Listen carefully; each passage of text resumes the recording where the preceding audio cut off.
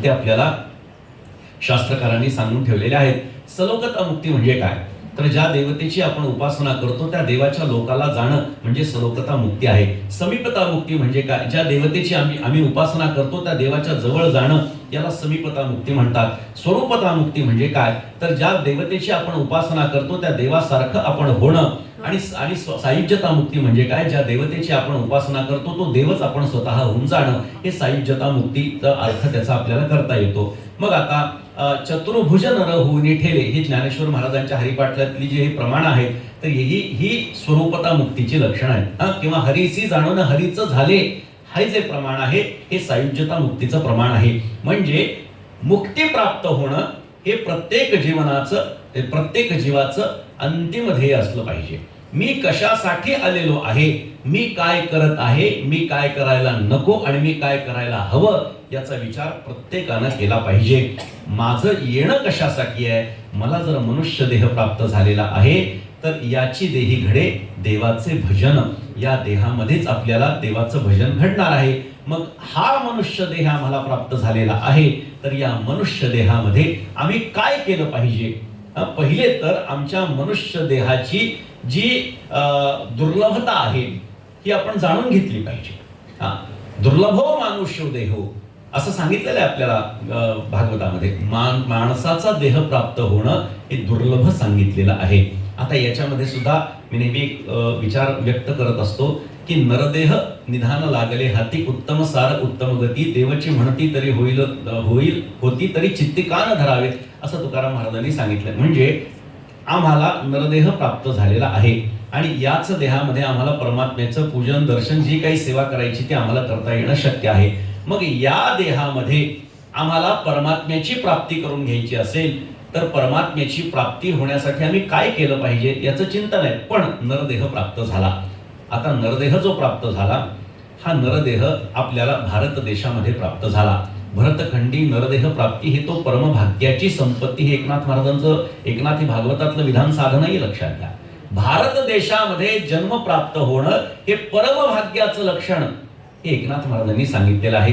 आणि त्याच्यातही आपल्याला संतभूमी महाराष्ट्रामध्ये जन्म प्राप्त झाला. आपल्या पुण्याची गणना कोणी करू शकणार नाही, हरिपाठ नाही म्हणला तरी. त्याच्यामुळे काय तरी म्हणा, याचा अर्थ म्हणू नका असं मी व्यासपीठावर म्हणणार नाही, म्हणा तरी हरिपाठ करा. ऐका, नरदेहाचं लक्षण सांगत असताना नरदेह जो प्राप्त झालेला आहे हा समान पाप आणि समान पुण्याच्या योगानं प्राप्त झालेला आहे. म्हणजे पाप करणं फार सोपं आहे बरं का. एखाद्याला जर का नरकात जायचं असेल काही दुसरं करायचं नाही, पाप करायचं, भरपूर पाप करायचं, ठरलेलं आहे नरकात जाणं. एखाद्याला स्वर्गात जायचं असेल भरपूर पुण्य करायचं, विचारच करायचा नाही, तुम्हाला बरोबर स्वर्गाची प्राप्ती होणार आहे. आता पाप आणि पुण्य हे दोन्ही जर केलं, पाप केल्यानंतर नरकात जायचंय, पुण्य केल्यानंतर स्वर्गामध्ये जायचंय, पण समान पाप आणि समान पुण्य होणं हे थोडं अवघड आहे. गोष्ट लक्षात घ्या. भरपूर पाप करा सोपं आहे, भरपूर पुण्य करा सोपं आहे, पण समान कसं करायचं. म्हणजे मी एखाद्या भुकेल्या माणसाला अन्न खाऊ घातलं, पुण्य केलं, किती टक्के पुण्य प्राप्त झालं आम्हाला माहिती नाही. बर, दुसऱ्याच्या खिशातलं पाकिट मारलं, किती पाप झालं, त्याचं किती नुकसान केलं, त्याचं किती पाप होणार आहे आमच्याकडे हिशोब नाही. मग आपण जे करतो ते समान कसं होईल हे आपल्या हातात नाही. त्यामुळे नरदेह जो आपल्याला प्राप्त झालेला आहे हा खूप दुर्लभतेनं प्राप्त झालेला आहे. म्हणजे मी नेहमी उदाहरण असं देतो की पूर्वीच्या काळामध्ये काटे असायचे बघा किराणा दुकानावरती, आणि त्याच्यामध्ये एका पारड्यामध्ये माप असायचं आणि दुसऱ्या पारड्यामध्ये वस्तू असायच्या. 1 किलोचं माप त्या दुकानदारांनी एका बाजूला ठेवलेलं होतं. कोणीतरी सांगितलं की 1 किलो साखर द्या. मग त्याने काय कागद म्हणा काय ते खाली टाकलं आणि 1.5 किलो साखर ओतली. आता काय झालं, हे खाली गेलं, हे लगेच वर आलं. बरं, हे हळूहळू खाली गेलं, हळूहळू वर आलं का हो? युगपत होणाऱ्या गोष्टी आहेत. बरं, आधी जेव्हा याच्यामध्ये साखर नव्हती तेव्हा हे कुठे होतं, दुसरं पारडं जमिनीवरती होतं. हे जमिनीवर 1.5 किलो साखर टाकली, क्षणात खाली गेलं, हे क्षणात वर आलं. आता त्याच्या लक्षात आलं साखर जास्त पडली, त्याने डब्यातून भरपूर साखर काढली, 1.25 किलो काढली असेल. आता काय झालं, हे खाली गेलं ते वर आलं. बरं, आता त्याला समान करायचं असेल तर त्याला काय करावं लागेल? मग त्यांनी काय करायचं, हातामध्ये घ्यायचं आणि हळूहळू हळूहळू तो काय करणार, अशी साखर सोडणार. कुठपर्यंत सोडणार? जोपर्यंत काटा 90 डिग्रीवरती येणार नाही तोपर्यंत. आणि जे काटा मारत नव्हते त्यांच्याबद्दल बोलतो बरं का. 90 डिग्रीवरती आला की आता काय झालं, 1 किलो साखरेच्या मापाला 1 किलो साखर देण्यात आली. लक्षात आलं तुम्हाला? खाली किंवा वर जाणं फार सोपं आहे, समान करण्यासाठी कष्ट आहे. तसं पाप करणं आणि पुण्य करणं फार सोपं आहे, पण समान पाप आणि समान पुण्य करणं अवघड आहे. आणि त्यामुळे समान पाप आणि समान पुण्याच्या योगानं आम्हाला नरदेह प्राप्त झालेला आहे. हा किती दुर्लभ आहे आणि त्या दुर्लभतेचा विचार आपण केला पाहिजे. हे नाथ महाराजांचं तात्विकतेच्या दृष्टीनं हे वैचारिक दान आपल्याला प्राप्त झालेलं आहे. मग अशी जी वैचारिकता आहे की समान पाप आणि समान पुण्य आहे, यानं नरदेह प्राप्त झालाय. पण अजून एक सांगू का, नरदेह प्राप्त झालेल्यांपैकी मनुष्य किती आहेत हा सुद्धा एक महत्वाचा विषय आहे बरं का. जरा थोडा स्वतंत्र विषय बोलतो बरं का, थोडा स्वतंत्र विषय बोलतो. नरदेह तर आम्हाला प्राप्त झालेलाच आहे, पण त्या नरदेहातले किती मनुष्य आहेत? कारण मनुष्यत्व ही वृत्ती आहे. लक्षात घ्या, मनुष्य हा देह नाही आहे, नरदेह आहे. पण त्या नरदेहातली मनुष्यत्व, राक्षसत्व, देवत्व ही वृत्ती आहे. आणि त्यामुळे आत्ताची परिस्थिती जर आपण बघितली, आत्ताची परिस्थिती जर आपण बघितली तर विषण्णता आपल्या मनामध्ये, आपल्या पदरामध्ये पडताना दिसते. तुमच्या परिसरामध्ये तर खूप वेगवेगळ्या घटना घडताना आम्ही ऐकतो, पाहतो, वाचतो. महाराष्ट्रात नाही, भारतामध्ये, सगळ्या जगामध्ये हा विषय चालू आहे. अत्याचार, अन्याय वगैरे वगैरे जे काही. आज जर आपण बघितलं बांगलादेशचं चित्र काय आहे, आजची परिस्थिती आपण बघितली असेल, जिवंत जाळलं आपल्या एका हिंदू बांधवाला. ठीक आहे, परिस्थिती अशी आहे. एका कवीने त्याची एक विषण्णता व्यक्त केली बरं का. आता हे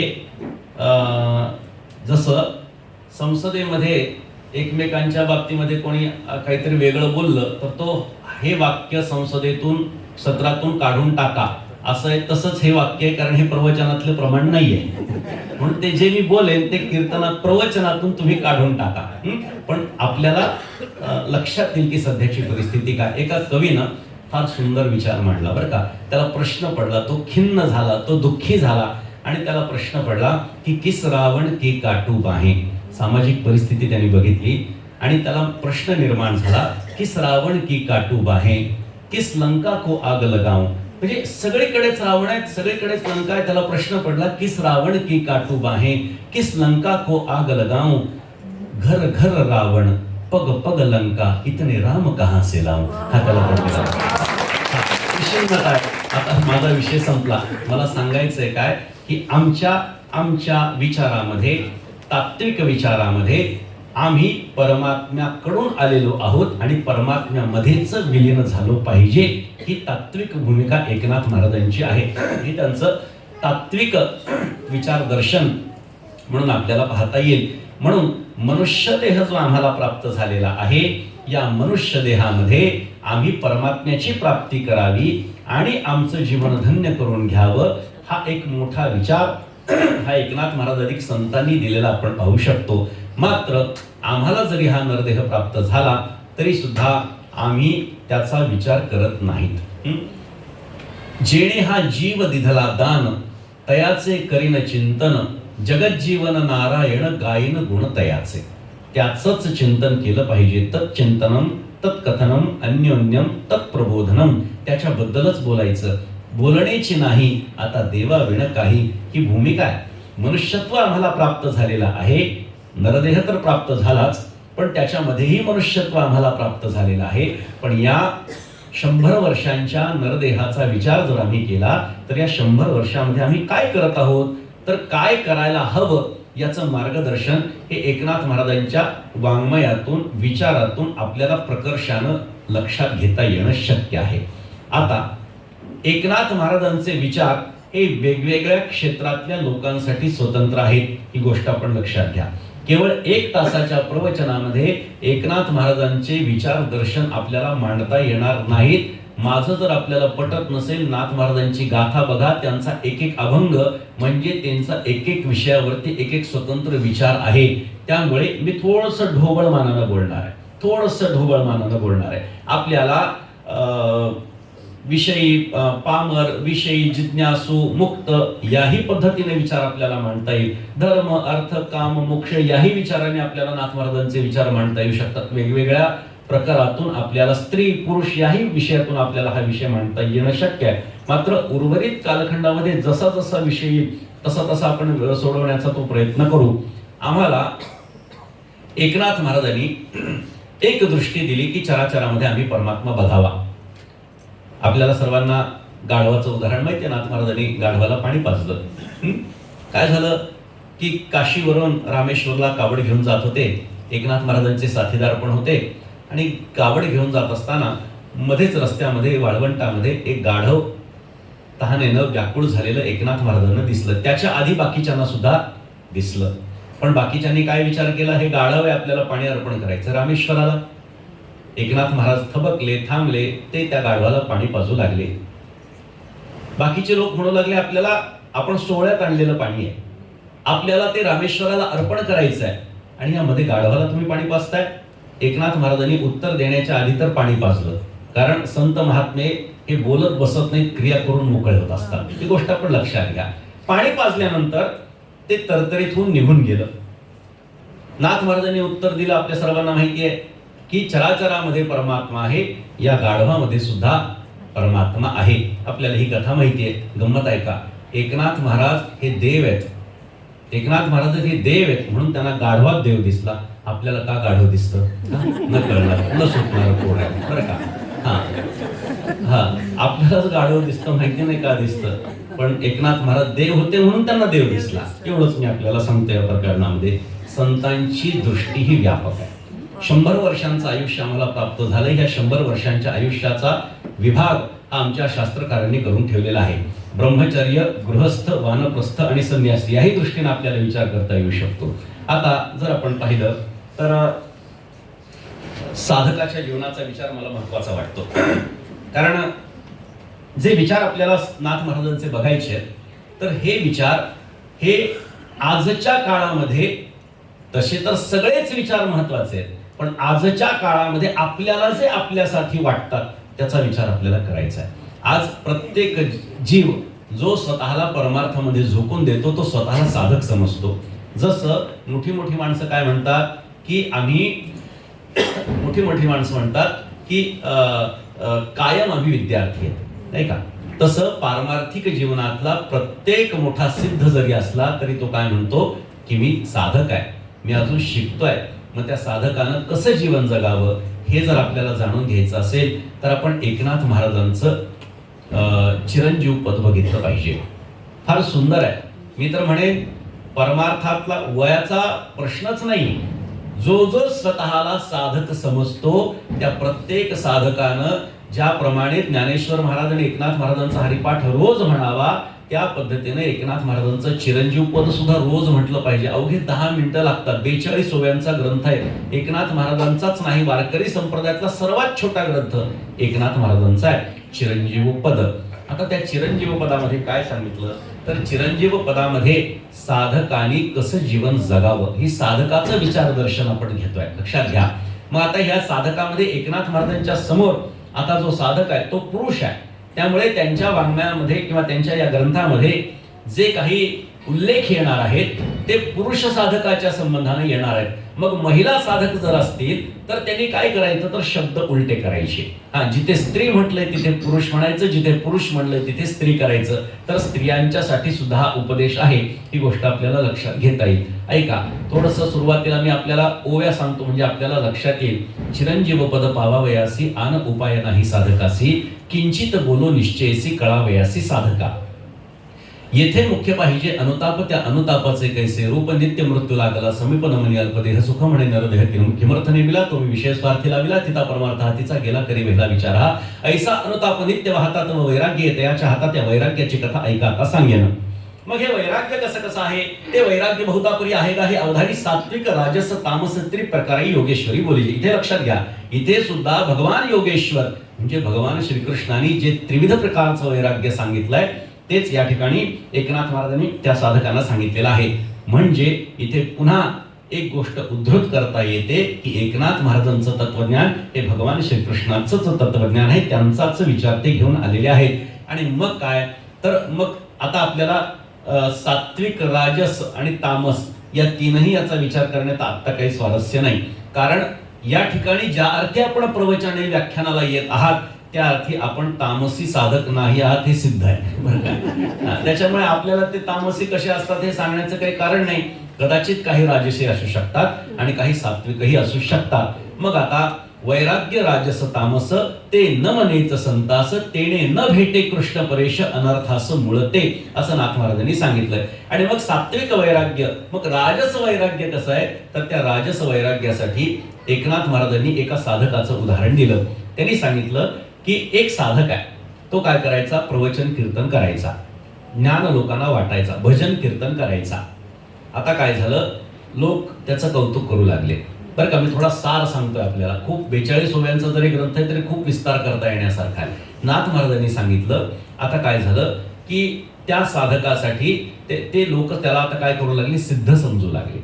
मग तो कीर्तन प्रवचन करू लागला. मग महाराज आले, त्यांचं पाद्यपूजन करा, त्यांना ओवाळा, मग त्यांना काय हवंय खायला, काय नको याची चौकशी करा, मग त्यांना उच्चासनावरती बसवा, मग त्यांना सगळ्यात मोठं म्हणा, त्यांचं कौतुक करा, त्यांच्या वेगवेगळ्या गोष्टींबद्दल चांगलं चांगलं बोला. आणि यानं काय होतं, तो साधक जो आहे तो त्याच्या अवस्थेपासून भ्रष्ट होतो. आणि मग काय होतं की तो स्वतःला, बघा नाथ महाराज म्हणतात, नाना मृदू आसने घाली ती विचित्र विचित्र पर्यंत निद्रे प्रती, नर नारी शुश्रूषा करीती, तेने तो धरी प्रीती स्पर्श गोडी, रूप विषय कैसा गोवी, वस्त्रे भूषणे देती बरवी, तेने सौंदर्य करी जीवी देह भावी श्लाघ्यता, रस विषय कैसा झुंबला, रूप विषय कैसा जडला, जे जे आवडे तयाला त्या त्या पदार्थाला अर्पिती. हा खूप मोठा विचार आहे त्याच्यामध्ये. पण आता काय होतं, आता त्या साधकाला असं वाटायला लागतं की माझ्यापेक्षा मोठं कोणीच नाही. मी उच्चासनावरती बसलो, मोठी मोठी माणसं माझ्या पायापाशी बसतात, मला आता भजन कीर्तन करण्याची काय गरज आहे, आता मी जिथे जाईल तिथं फक्त पाद्यपूजा करून घेणार. ऐका, ही अवस्था लक्षात घ्या मी काय बोलतोय ते. मग काय होतं, मग तो स्वतःला सर्वश्रेष्ठ मानायला लागतो. मग नाथ महाराजांनी पुढे सांगितलं, मग जे जे जन बंदिती तेची त्याची निंदा करीती, परी अनुताप उपजे चित्ते ममता निश्चिती पूजकांची. मग ज्याने ज्याने त्याला मोठं केलेलं असतं, ज्याने ज्याने त्याला मोठं केलेलं असतं, आता तेच त्याची निंदा करायला लागतात आणि म्हणतात याला आम्हीच मोठं केलं, हा असा रस्त्यावर फिरत होता, याला कोणी विचारत नव्हतं. अशी अवस्था लक्षात घ्या. अध्यात्म क्षेत्रातली मुद्राजींना त्यांचा धर्म विभाग प्रमुखच त्यांच्याकडे आहे, त्याच्यामुळे महाराज लोकांशी फार संपर्क त्यांचा येत असतो, सगळ्या महाराज लोकांशी संपर्क येतो त्यांचा. मग ज्याने ज्याने मोठं केलं आता तेच त्याची निंदा करायला लागतात. पण गंमत अशी नाथ महाराज सांगतात की तो त्यांच्या भानगडीत पडत नाही. तो म्हणतो हे शिष्य सोडा दुसरे जोडा. ही गंमत लक्षात घ्या आपण. म्हणजे आता त्याला जी सवय लागली, इंग्रजीमध्ये ज्याला लस्ट आपण म्हणतो, ती त्याला लस्ट लागलेली आहे. आणि आता त्याला फक्त पूजा घ्यायची आणि सगळीकडे या घरात जा, त्या घरात जा, त्या घरात जा, मोठेपणा मिरवायचा. नाथ महाराज म्हणतात अशाला परमात्मा कदापि भेटू शकत नाही. मग पुढे सांगता सांगता सांगता प्रश्न असा निर्माण झाला की महाराज तुम्ही तर ब्रह्मचारी साधकांच्या बद्दल बोलता, म्हणाल गृहस्थ साधके स्त्रिया सांडूनी जावे के. नाथ महाराज म्हणतात, गृहस्थ साधक विचारू लागले की महाराज तुम्ही असं बोलताय की असंग राहावं, निसंग राहावं, नको नको स्त्रियांचा सांगात, नको नको स्त्रियांचा परमार्थ, नको नको पुरुष स्त्रियांचा एकांत करीती आघात पुरुषासी. मी पुन्हा सांगतोय, जिथे इथे स्त्रिया आलंय तिथे पुरुष आणि पुरुष आलंय तिथे स्त्रिया घाला, म्हणजे स्त्रियांसाठी ते उपयुक्त होईल. म्हणाल गृहस्थ साधके स्त्रिया सांडूनी जावे के. नाथ महाराज म्हणता याची अर्थी उत्तरे निके. ऐका आता सांगेन. तरी स्वस्त्रिये वाचुनी ना तळावी अन्य कामिनी, कोणी स्त्रिया सन्निधवाणी आश्रयोझणी न द्यावा. पुढे सांगताय स्वस्त्रियेसही कार्यापुरते पाचारावे, स्पर्शावे, निरुते परी आसक्त होऊन या तेथे सर्वथा चित्त नसावे. किती मोठा विचार नाथ महाराजांनी दिला, लक्षात घ्या. म्हणजे गृहस्थ जीवनामध्ये गृहस्थ साधकानं आपलं जीवन कशा पद्धतीनं व्यतीत करावं हा विचार एकनाथ महाराज या चिरंजीव पद नामक छोट्याशा ग्रंथाच्या माध्यमातून सांगतायत. संत महात्म्यांची एकही ओळ आपली जीवनाची दिशा बदलणारी असू शकते, लक्षात घ्या. त्यामुळे ते जे जे सांगतात त्या त्या तसेच्या तसे ते शब्द आपण उचलले पाहिजे. म्हणून आमच्या समोर जेव्हा हा विचार येतो की गृहस्थानी कसं जीवन जगावं, तर एकच उत्तर आहे, एकनाथ महाराजांसारखं जीवन जगावं. त्यांच्यासारखं जीवन जेव्हा साधक जगू लागेल, जेव्हा गृहस्थ जगू लागेल, तेव्हा त्या घरातला प्रत्येक पुरुष एकनाथ महाराज आणि प्रत्येक स्त्री ही गिरजाबाई झाल्याशिवाय राहणार नाही, अशी अवस्था या ठिकाणी नाथ महाराजांची आपल्याला आपल्या जीवनामध्ये आपण पाहू शकतो. म्हणून आमच्यासाठी काय आदर्श कोण आहे? एकनाथ महाराजांचं जीवन आदर्श आहे. कबीरजींचं जीवन आमच्यासाठी आदर्श आहे. का? घरातली भांडणं कोणाकडे होत नाहीत. आपल्याकडे एक म्हण आहे, घरोघरी मातीच्या चुली. आपल्याकडे म्हण आहे. काय करायचं? कबीरजींकडे एक साधक आला आणि दुपारची वेळ होती. कबीरजी कपडे विणत होते. त्यांनी सांगितलं, म्हणले कबीरजी काय सांगावं, नवरा बायकोचे आमचे रोज भांडणं होतात, काहीच कळत नाही. बरं आम्हाला असं आम्ही विचार करतो नंतर आणि लक्षात येतं कोणाची चूक आहे, कधी लक्षात येतं कधी येत नाही, पण भांडणं सारखी होतात. म्हणले काय करू? कबीरजींनी लक्षच दिलं नाही. त्यांचं विणणं चालू. संतांचं वागणं थोडं वेगळं असतं बरं का. संत महात्मे कधी सामान्यांसारखे जरी वाटत असले तरी त्यांना सामान्य समजायचं नाही. समुद्र नदी नव्हे पैगा, पाषाण म्हणून नाही लिंगा, संत नव्हती जगा माणसा त्यासारखे. माणसासारखे संत कधी नसतात. ते आपले कपडे विणत बसले. बायकोला आवाज दिला आणि सांगितलं, जरा मला कंदील आणून देतेस का? म्हणजे जरा दिसत नाहीये. लखलखीत प्रकाश होता, पण तरी सुद्धा कबीरजींच्या पत्नीने एक कंदील आणून त्यांच्या समोर ठेवला. हा माणूस विचार करू लागला, काय म्हणले कबीरजी, एवढा लख प्रकाश आहे आणि त्याच्यामध्ये कंदील मागवतात. अरे जाऊ द्या म्हणले, कंदील मागवत असतील, बायकोला तर अक्कल पाहिजे. एवढ्या लखलखीत प्रकाशामध्ये आणून देते. काहीच बोलले नाही. त्यांचं आपलं विणणं चालू. पुन्हा त्यांनी सांगितलं, कबीरजी मी तुम्हाला विचारायला आलो होतो, आमच्या घरात भांडणं होतात. थांबा. अरे तुम्ही आलात काय? थांबा. बायकोला पुन्हा आवाज दिला, ऐकता का? म्हणले आपल्या घरी पाहुणे आलेत, काय दूध वगैरे आणा. 2 पेले दुधाचे आणले, दोघांच्या समोर ठेवले. दोघांनी ते पेले उचलले. कबीरजीने गटगट दूध पिऊन टाकलं. त्या आलेल्या व्यक्तीनं ते पेला तोंडाला लावला आणि त्याच्या लक्षात आलं की या स्त्रीनं दुधामध्ये साखरेच्या ऐवजी मीठ टाकलेलं आहे. तसंच दूध ठेवून दिलं. म्हणले हे माणसंच थोडे वेगळे दिसतात. म्हणजे चुकीच्या ठिकाणी मार्गदर्शन घ्यायला आलो. बर, पण तरी सुद्धा तो थांबला. म्हटलं कबीरजी मी तुम्हाला प्रश्न विचारलाय की नवरा बायकोची भांडणं होतात आमची, काय करावं? कबीरजींनी आता उत्तर दिलं की प्रत्येक वेळी शब्दातूनच मार्गदर्शन आमच्यासारखे करत असतात असं समजू नका. आत्ता ज्या काही घटना तू आल्यापासून घडल्या, या काही विनाकारणे असं समजू नको. मला कळत नाही का तुझ्या मनामध्ये काय विचार निर्माण झाला. यातून एकच उपदेश घ्यायचा की उन्हाळ्यामध्ये मी कंदील मागवतोय, पण माझी बायको माझी पत्नी असं म्हटली नाही की डोळं खसाडं झालेत का, दिसत नाही का, लाईट तरी सुद्धा मागवता. आणि दुधामध्ये साखरेच्या ऐवजी मीठ पडलं, मी तिला काही राग भरलो नाही. याचं उत्तर एकच आहे की मी तिचं काही माफ करावं, तिने माझं काही माफ करावं, बस याच्यातच सुखी संसार होता. म्हणून भांडणं कशामुळे होतात? वाणीमुळे होतात. या वाणीला जर आपण भगवत चरणी अर्पण करून टाकलं तर भांडणं होणार नाही. मला तर असं वाटतंय थोडंसं याच्यावरती कोणीतरी पीएचडी तरी करावी की नेमके कोर्टातल्या केस ज्या आहेत त्या होतात कशावरून. तर मला तर असं वाटतं 50% केसेस या फक्त बोलण्यामुळे होतात. त्यामुळे आपण आपल्या वाणीवरती जर ताबा मिळवला तर निश्चितपणे आपलं जीवन सुखी झाल्याशिवाय राहणार नाही. कधी कधी असं होतं की आपल्याला कोणीतरी बोलत असतं, पण आपण एकच करायचं, शांत बसायचं. कारण हा सुद्धा विचार आम्हाला एकनाथ महाराजांनी हरिपाठात दिला. हरी बोला नाही तरी अबोला, व्यर्थ गलबला करू नका. हा एक फार मोठा उपदेश लक्षात ठेवा. हा खूप मोठा विचार नाथ महाराजांनी आपल्याला दिलाय की आम्हाला जर का जीवन शांततेत व्यतीत करायचं असेल तर प्रत्येकाच्या नादी लागायचं नाही. आपलं काम आपण करत चालायचं. ज्याला जे बोलायचं ते बोलू द्या, आपण मात्र शांत बसलं पाहिजे. शांत काय सांगितलंय? शांती परते नाही सुख, येर अवघेची दुःख, असं सांगितलेलं आहे. शांतीशिवाय दुसरं सुख आपल्याला प्राप्त होणार नाही. म्हणून गृहस्थ जीवनाच्या संबंधानं जर विचार केला तर तो कसा असावा, तर नाथ महाराजांनी या प्रकरणातून आपल्याला स्पष्टपणे सांगितलं. तर गृहस्थ जीवन जर आम्हाला धन्य करून घ्यायचं असेल तर आम्ही संसार आणि परमार्थ हे दोन स्वतंत्र आहेत असं न समजता त्यात एकाच नाण्याच्या दोन बाजू आहेत असा विचार आपण केला पाहिजे. एका जनार्दनी धन्यते शरीर, परमार्थ संसार एकरूप, असं नाथ महाराजांनी म्हटलेलं आहे. परमार्थ आणि संसार या दोन वेगळ्या जरी असल्या तरी त्या दोन्हीच एकच आहेत अशा पद्धतीचं जीवन आपण व्यतीत केलं पाहिजे. हा एक गृहस्थ जीवनासाठीचा विचार आपण केला. एकनाथ महाराज ओळखले जातात हे त्यांच्या सामाजिक विचारासाठी, बरं का. भारूड जर आपण बघितले तर भारूड म्हटल्यानंतर आमच्या डोळ्यासमोर नाव येतं ते एकनाथ महाराजांचं. ओवी म्हटलं की ज्ञानेश्वर महाराज आठवतात, अभंग म्हटलं की आम्हाला तुकाराम महाराज आठवतात, आणि भारूड म्हटलं की आम्हाला एकनाथ महाराज आठवतात.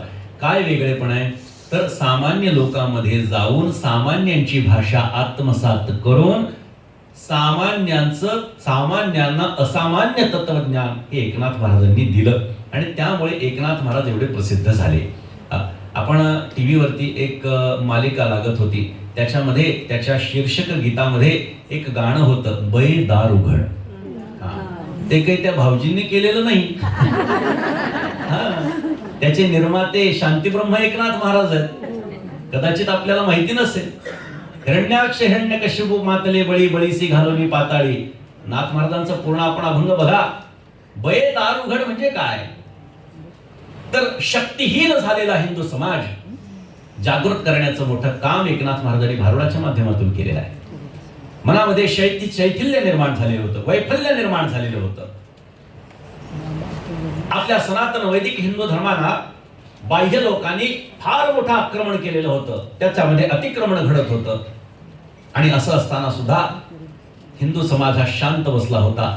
नाथ महाराजांना त्यांच्यातली शक्ती जागृत करायची होती, म्हणून एकनाथ महाराजांनी सांगितलं, या सगळ्यांच्या बौद्धिक विचाराचं बै तू दार उघड आणि त्यांना सक्षम कर. ही भूमिका नाथ महाराजांनी मांडली, लक्षात घ्या. अशा पद्धतीचे भारूड रचणारे नाथ महाराज हे सामान्य लोकांमध्ये जाऊन असामान्य तत्वज्ञान सामान्य भाषेमध्ये, प्राकृत मराठी भाषेमध्ये देतात.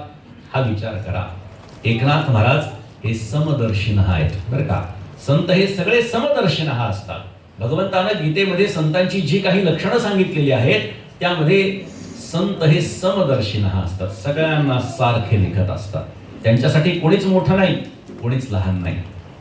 मला विदर्भामध्ये गेल्यानंतर एका आपल्याच भारतीय जनता पक्षाच्या एका मोठ्या नेत्याच्या वडिलांनी प्रश्न केला.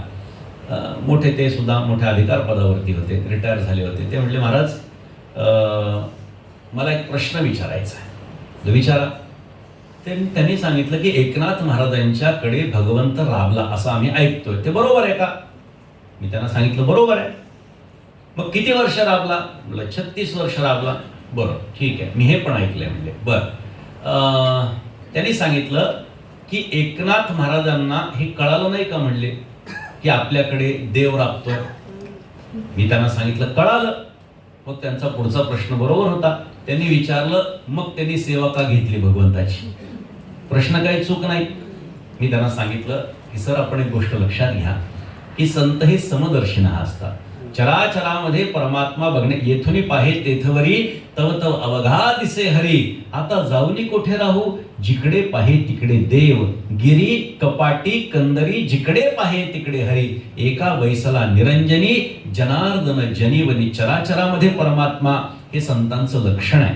त्यांना सांगितलं की चराचरामध्ये जर एकनाथ महाराज भगवंताचं दर्शन करतात तर भगवंतामध्येही भगवंताचं दर्शन करतात. मग सामान्य माणूस काय आणि देव काय? त्यांना समाधान झालं. संत हे समदर्शिन असतात.